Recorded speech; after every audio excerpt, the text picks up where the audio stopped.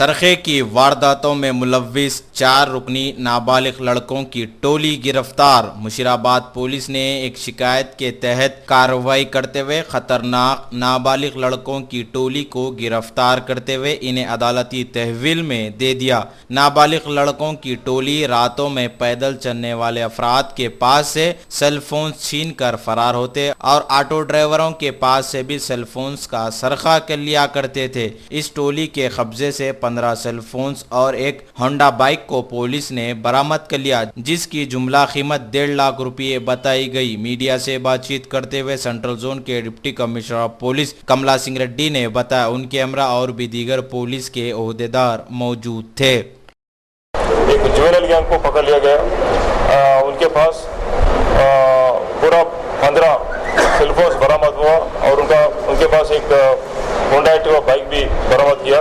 उन्हें late night hours में और अर्ली मॉर्निंग सुबह जाके ऑटो ड्राइवर्स के पास और पेडेस्ट्रियंस के पास ये मोबाइल फोन स्नैच खींचने वाला है और उनके पास 15 मोबाइल्स हम लोग सीज किया और उनका इंफॉर्मेशन देने का नहीं, as per law we cannot disclose the identity.